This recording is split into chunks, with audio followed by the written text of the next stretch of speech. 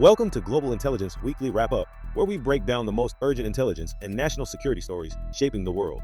With over 25 years of experience in intelligence and law enforcement, Neil Bisson, the director of the Global Intelligence Knowledge Network and a retired intelligence officer with the Canadian Security Intelligence Service, delivers expert analysis beyond the headlines. This week, tensions flare between Paraguay and Brazil as a diplomatic dispute over espionage allegations threatens regional stability. What's behind the accusations, and how might this impact South American intelligence operations?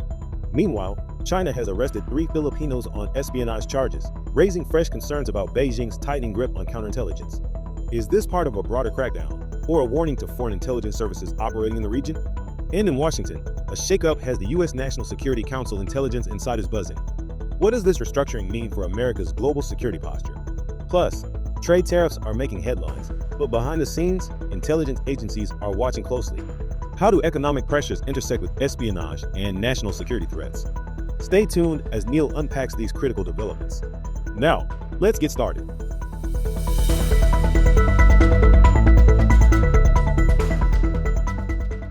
Hello, and welcome to this week's episode of Global Intelligence Weekly Wrap-Up. I'm your host, Neil Bisson. As a retired intelligence officer with the Canadian Security Intelligence Service and the director of the Global Intelligence Knowledge Network, I'm committed to providing intelligence insights on the latest breaking news and stories in national security, espionage, terrorism, and foreign interference. This week's headlines have been filled with tariff news out of the United States, but national security intelligence never takes a break. So let's get started with this week's Intelligence Weekly Wrap-Up. For our first story, we're diving into a significant development out of South America. Paraguay's decision to recall its ambassador to Brazil and suspend negotiations over the Itapu Dam. This move comes in response to revelations of espionage activities by Brazil's intelligence agency. For this story, we'll be exploring the recent diplomatic tensions between Paraguay and Brazil. Specifically, we'll discuss the implications of Brazil's alleged espionage on Paraguayan officials and how this has affected negotiations over the Itapu Dam. Recent reports have surfaced indicating that during former Brazilian President Jair Bolsonaro's administration, Brazil's intelligence agency conducted surveillance operations targeting Paraguayan officials. These operations allegedly involved infiltrating Paraguayan computer systems to gather sensitive information related to tariff negotiations concerning the Itapu Dam, a massive hydroelectric project jointly operated by both nations. From an intelligence standpoint, these actions demonstrate a significant breach of trust and international norms. Espionage between allied nations can lead to severe diplomatic fallout, undermining years of cooperation and mutual agreements. The Itapu Dam, being a critical infrastructure project, holds substantial economic and strategic importance for both countries. Any clandestine activities surrounding its operations or negotiations can exacerbate existing tensions and hinder collaborative efforts. To understand the gravity of this situation, it's essential to consider the historical context. The Itapu Dam has been a point of contention since its inception. Many Paraguayans view the original treaty, which mandates that Paraguay cede unused energy to Brazil rather than selling it to other countries, as a compromise to their national sovereignty. Furthermore, the history of Paraguay-Brazil relations is marked with significant events, such as the War of the Triple Alliance in the 1860s, where Paraguay faced invasion by Brazil and its allies, leading to substantial territorial and human losses for Paraguay. These historical grievances continue to influence diplomatic dynamics between the two nations. Paraguayan Foreign Minister Ruben Ramirez Lescano has labeled the espionage as a violation of international law and interference in Paraguay's internal affairs. He emphasized the need for Paraguay to take all necessary steps to define its confidential information. From my professional perspective, such incidences underscore the delicate nature of international intelligence operations. While nations often engage in intelligence gathering to safeguard their interests, targeting allied countries, especially over sensitive economic negotiations, can lead to unintended and detrimental consequences. The revelation of Brazil's espionage activities has strained its relationship with Paraguay, leading to the recall of ambassadors and suspension of critical negotiations over the Itapu Dam. This incident highlights the fragile nature of international alliances and the profound impact intelligence operations can have on diplomatic relations. Moving forward, it's crucial for nations to establish clear boundaries and communication channels to prevent such breaches and maintain mutual trust.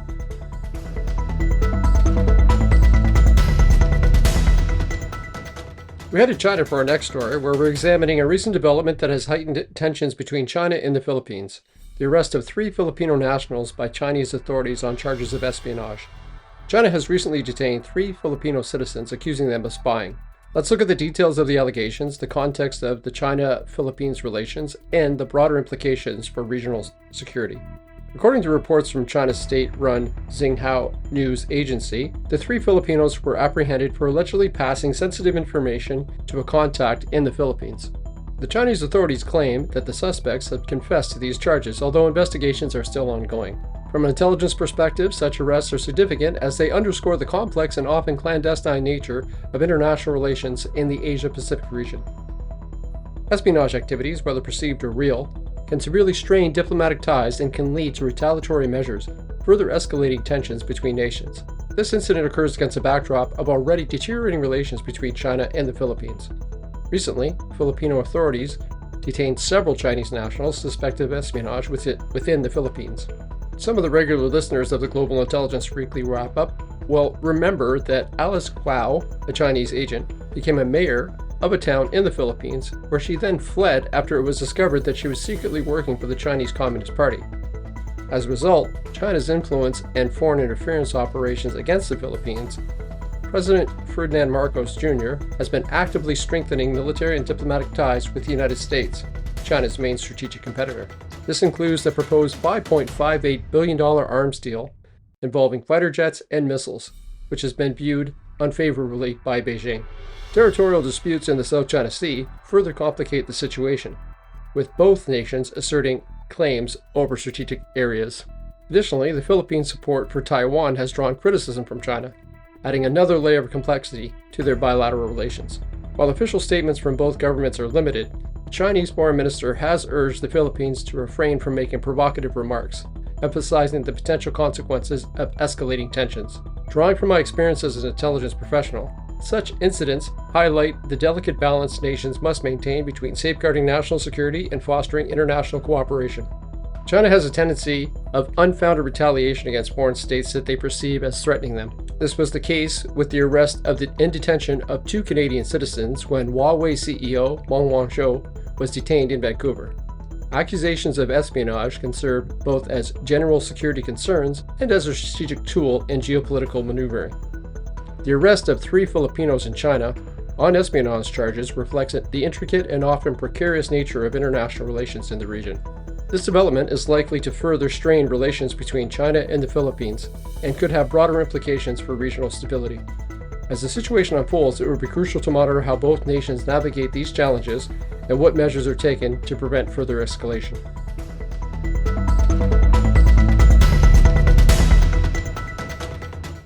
We head to the United States for our next story, where we're examining a significant shakeup within the U.S. National Security Council, or the NSC, where President Donald Trump has dismissed several officials deemed insufficiently loyal to the Make America Great Again agenda.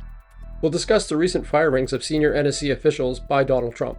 We'll explore the circumstances leading up to these dismissals, the involvement of far-right activist Laura Loomer, and the broader implications for U.S. national security operations. President Trump has moved to fire several senior NSC officials following a meeting with far-right activist Laura Loomer. Loomer, known for promoting conspiracy theories, presented her concerns directly to the president, asserting that certain staff members were not sufficiently loyal to his agenda. This meeting included Vice President J.D. Vance, Chief of Staff Susie Wiles, National Security Advisor Mike Waltz, and Sergio Gore, the Director of the Presidential Personnel Office. Subsequently, at least 3 senior NSC officials, Brian Walsh, Thomas Boudry, and David Feith, along with multiple aides, were dismissed. These individuals were reportedly aligned with Waltz, who is currently under scrutiny for use of the unsecure Signal app to discuss sensitive military operations. The incident, dubbed Signalgate, involved the accidental inclusion of a journalist, Jeffrey Goldberg, in a private chat discussing U.S. military plans, leading to significant controversy. For those who are interested, last week, Phil Gursky and I dove deeper into the lapse of operational security, or OPSEC, surrounding Signalgate on the podcast Spies Like Us. I'll leave a link in the show notes. From an intelligence perspective, these developments raise concerns about the stability and integrity of national security operations. The dismissal of experienced personnel can disrupt the continuity of critical functions and may hinder the effective execution of foreign policy. The NSC has experienced significant turnover during President Trump's administration, often linked to loyalty assessments and ideological alignments. This demonstrates a concern on the part of the Trump administration that anyone who doesn't share in their total allegiance mentality is a potential threat. The recent findings coincide with internal disagreements over staffing choices, particularly between Waltz and Gore, reflecting broader tensions within the administration regarding the direction of national security policies. Additionally, the use of non-secure communication platforms like Signal for discussing classified information has prompted a review by the Pentagon's Acting Inspector General. This review aims to assess potential violations of policies governing the transmission of classified information in compliance with federal records retention laws. Senator Mike Rounds has expressed concerns about the impact of these dismissals on experienced intelligence personnel, emphasizing the importance of maintaining a robust and knowledgeable national security team. Drawing from my experience in intelligence, such abrupt personnel changes, especially when influenced by external activists, can undermine the effectiveness of national security operations. It is a move seen more in totalitarian regimes than in democracies. Ensuring that staffing decisions are based on merit, ability, and expertise, rather than perceived loyalty, is crucial for maintaining the integrity of intelligence functions. The recent findings within the NSC highlight the complex interplay between political loyalty and effective governance. These developments underscore the need for a balanced approach that prioritizes both the President's agenda and the operational effectiveness of national security institutions. As this situation unfolds, it will be essential to monitor the implications for U.S. foreign policy and national security operations.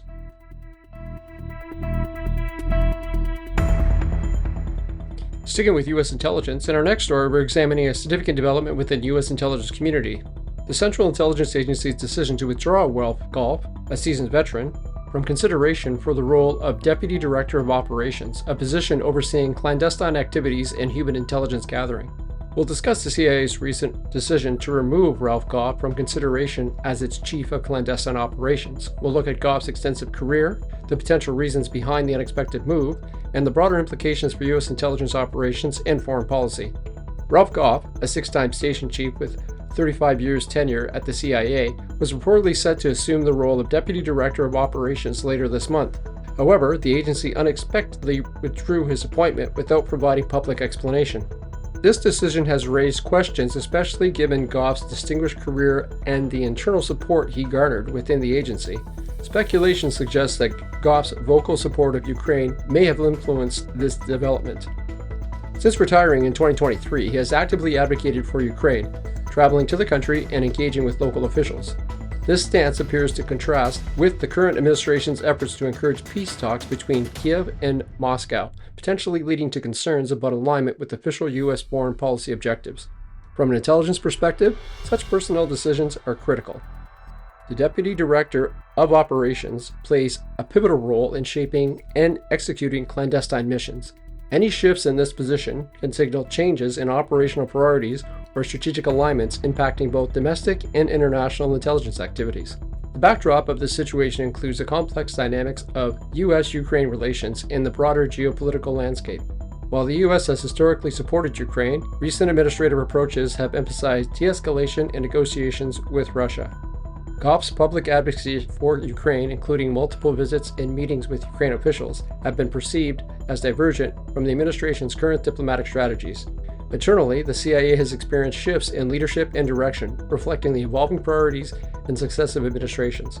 The withdrawal of Goff's appointment indicates an effort to ensure that key positions are occupied by individuals whose views and approaches are closely aligned with the prevailing policy directions. James Lawler, a retired CIA operations officer, described Goff as a patriot, an outstanding case officer, and a staunch supporter of the Ukrainian people. Lawler's remarks highlight the respect Goff commands within the intelligence community and underscores the surprise elicited by the agency's decision. Drawing from my own intelligence experience, such decisions often reflect a delicate balance between individual expertise and alignment with broader policy objectives. Ensuring that leadership positions within intelligence agencies are filled by individuals whose perspectives and strategies are in harmony with the current administration goals is crucial for cohesive and effective operations. However, decisions based on political considerations as opposed to operational expertise of the individual slated for the position is detrimental to the organization and its objectives. Clandestine operations are critical to the success of any foreign human intelligence organization, and the dismissal of Goff is a loss to the CIA. The CIA's withdrawal of Ralph Goff from consideration for the role of Deputy Director for Operations underscores the interplay between individual agency careers and overreaching foreign policy strategies.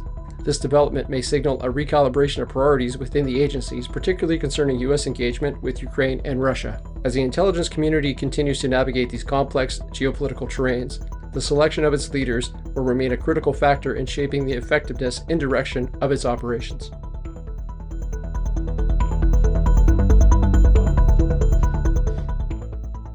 We're in Canada for our next story, where we're examining a landmark legal case involving Patrick Gordon MacDonald, an Ottawa resident recently convicted on charges relating to neo-Nazi propaganda and terrorism. We'll discuss the conviction of Patrick Gordon MacDonald, who has been found guilty of participating in terrorist activities and promoting hatred. We'll also explore the specifics of the case, the evidence presented, and the broader implications for national security and counterterrorism efforts in Canada. Patrick Gordon MacDonald, known online by the alias Dark Foreigner, was convicted on charges including participating in activity of a terrorist group, facilitating terrorist activity, and willful promotion of hatred. The court found that MacDonald produced and disseminated propaganda materials for the Atomwaffen Division, a neo-Nazi organization recognized as a terrorist entity in Canada. MacDonald's activities involved creating videos and imagery designed to recruit members and promote the extremist ideology of Atomwaffen Division. These materials were characterized by their racist and hate-filled content, advocating violence against minority groups. From an intelligence perspective, this case underscores the persistent threat posed by domestic extremist groups and the role of online propaganda in their operations. Utilization of digital platforms to spread extremist ideologies and recruit members highlights the evolving landscape of national security threats. The Atomwaffen Division has been linked to various violent acts and plots, leading to its designation as a terrorist organization by multiple countries, including Canada. MacDonald's involvement in this group dates back several years, during which he contributed significantly to their propaganda efforts. This conviction marks a significant moment in Canada's legal approach to handling domestic terrorism, as it represents one of the first instances where an individual has been charged and convicted under both terrorism and hate propaganda statutes simultaneously. Legal experts have noted the importance of this case in setting a precedent for prosecuting individuals involved in the creation and dissemination of extremist propaganda. Legal experts have noted the importance of this case in setting a precedent for prosecuting individuals involved in the creation and dissemination of extremist propaganda. The successful conviction demonstrates the judiciary's recognition of the tangible threats posed by such activities and the necessity of addressing them within the framework of existing anti-terrorism laws. Unfortunately, the far-right neo-Nazi groups are gaining momentum, both in Canada and internationally. These militant hate groups can be dangerous and sometimes are better organized than many intelligence and law enforcement entities are willing to give them credit for. Multi-ethnic countries with large populations of first, second, and third-generation immigrant citizens are just some of the targets of these groups, who often blame their own inability to prosper in society on foreign labor and immigration policies. Many European countries are seeing political parties that lean farther and farther towards the right, which is helping to embolden this type of ideology, making it more difficult for intelligence and law enforcement to focus the needed attention against this domestic extremism and terrorist action. The conviction of individuals like MacDonald's is crucial in disrupting the operational capabilities of extremist groups. By targeting the propagandists who amplify and spread hate ideologies, law enforcement agencies can impede the recruitment and radicalization processes that are vital to these organizations. The conviction of Patrick Gordon MacDonald highlights the critical intersection of online propaganda and domestic terrorism. This case exemplifies the challenges faced by national security agencies in addressing the digital dimensions of extremist activities. Moving forward, it is imperative for intelligence and law enforcement agencies to continue monitoring and countering the online dissemination of extremist content to safeguard national security.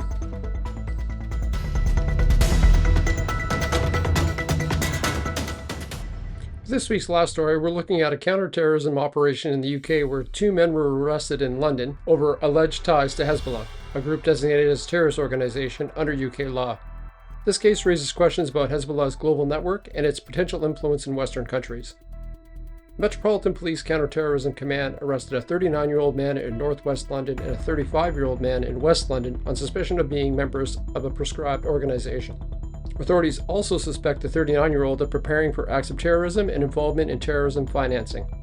Searches were conducted at 5 locations, but officials stated that there was no imminent threat to the public. These arrests reflected ongoing concerns about Hezbollah's reach beyond the Middle East.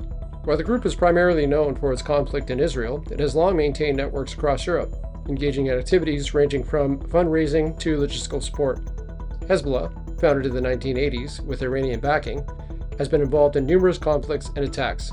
The UK designated the group as a terrorist organization in 2019, making any affiliation with it a criminal offense. Western intelligence agencies have long tracked Hezbollah-linked cells operating outside Lebanon, particularly in Europe and South America, where the group is believed to engage in fundraising, recruitment, and logistical support for its operations. This isn't the first time Hezbollah has been linked to activities in the UK. In 2015, a covert Hezbollah-linked stockpile of explosive was discovered in London, leading to increased scrutiny of the group's presence. Commander Dominic Murphy of the Met's Counter-Terrorism Command emphasized that terrorist activities abroad can have direct consequences on security within the UK. His statement underscores the interconnected nature of modern terrorism, which happens in Lebanon or Iran, that can have ripple effects in London, Paris, or Toronto. From an intelligence analysis perspective, this case highlights the continued challenge of monitoring foreign terrorism organizations' influence on Western soil. The involvement of terrorism financing suggests a broader network that authorities will likely investigate further. The arrest of these two men in London highlight the persistent global reach of Hezbollah and the efforts by Western intelligence organizations to counter its activities. While authorities have stated that there is no imminent threat to the public, this case serves as a reminder that terrorist organizations continue to operate beyond their traditional conflict zones. With the ongoing conflict in Israel and the need of terrorist groups like Hezbollah to replenish their funding and their personnel, we will continue to see activities like this happen in Europe, North, and South America. Well, that's it for this week. As always, the links to the news articles discussed are available in the transcript of the podcast. I want to send a shout out to the participants of my first online course at the University of Ottawa. The course, entitled The Psychology Behind Human Sources and Intelligence Collection, focuses on the motivations of sources that are identified and sometimes manipulated by intelligence organizations. There will be another course available in May, and I will leave a link in the show notes for those who want to sign up. As always, stay curious, stay informed, and stay safe. See you next week.